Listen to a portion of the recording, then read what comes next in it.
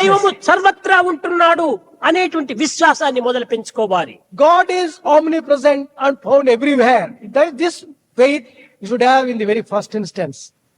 ఒక సైంటిస్టు సూర్యుడిని చూచి ఇది కేవలము హైడ్రోజన్ బాల్ అంటాడు. One scientist taking a look at sun calls it a hydrogen bomb. Ball Hydrogen ball. కానీ దివ్యమైనటువంటి యొక్క భగవత్ సాధకుడు ఆహా సూర్యుడు లోకాధారకుడు. But a lover and believer of God will say this sun ఇది God is ప్రత్యక్ష the దైవము. protector. He is the direct సూర్యుడే God. లేకపోతే సృష్టియే లేదు. Without sun there is no creation whatsoever. సమస్త ఋతువులకు దినచర్యలకు రాత్రింపగళ్లకు అంతా సూర్యుడే మూల కారణము. For all the activity and for all the seasons, sun is the very basis. కనుక సూర్యోదాదన సలుపుతూ ఉంటాడు భక్తుడు. That is how a devotee goes on worshipping sun god. ఆ యొక్క సైంటిస్ట్ కు ఈ సెయింట్ కు ఉండినటువంటి వ్యత్యాసం ఎంత చూడండి. You can notice the difference between that scientist and this saint. ఇది కేవలం హైడ్రోజన్ బాల్ అంటే ఇంతటితో తాను ముగించుకుంటే ఎంత అవివేకి అతను. If that person considers sun only as a సమస్త hydrogen ఎనర్జీలు ball, కూడాను సమస్త శక్తులు కూడాను సూర్యుడి నుండి ఆవిర్భవిస్తున్నాయి. every power, every energy comes from దాని sun ఒక god. బాలు మాదిరి చూసుకొని అలక్ష్యపరుస్తున్నాడు. He calls it a ball and treats it with కృతజ్ఞత indifference. లేనిటువంటి క్రూరులు వారు. They are people who do not have సూర్యుడే gratitude. లేకపోతే తానే లేడు.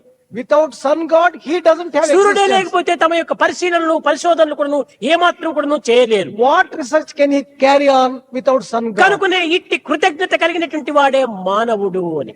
This kind of person with ingratitude, he is a man.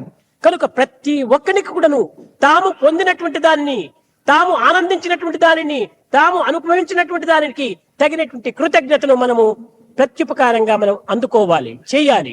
Everyone has to show gratitude for what he has seen, what he has experienced, what he has got, what he ఒక has enjoyed. పచ్చని వృక్షమును చూచినప్పుడు When he sees a green tree, పచ్చని పర్వతమును చూచినప్పుడు when he sees a green hillock or mountain, భక్తుడు ఆహా ప్రకృతి యొక్క సౌందర్యం ఎంత గొప్పది, a devotee thanks ఈ him. సౌందర్యం అంతా కూడాను భగవంతుని యొక్క సౌందర్యమని గాడ్ ఈజ్ నేచర్ అంటాడు. A devotee calls this beauty is so wonderful. God అదే is దీనిని nature. ఒక సైంటిస్ట్ వస్తాడు. For the same place, a దీని scientist పచ్చదనం comes. అంతా కూడాను కేవలము క్లోరోఫిన్ వల్ల ఈ యొక్క పచ్చదనం కనిపిస్తుంటుండాది అనుకుంటాడు. He says what he sees as green is an account of chlorophyll.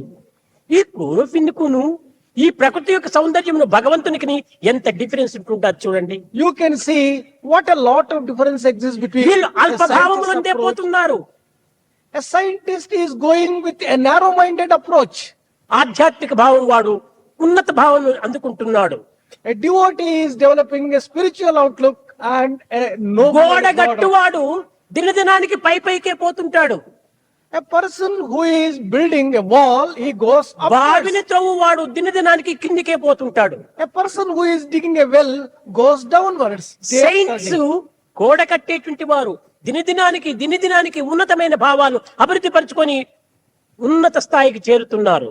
Saints, like a person who is constructing a wall, go upwards with noble ప్రతి ideas, దానిని sacred ప్రకృతి కిందికి ideas. దిగజార్చుకుంటూ కేవలం బావి త్రవ్వేవా అని మాదిరి పరిశోధన అని కిందికే దిగిపోతున్నారు.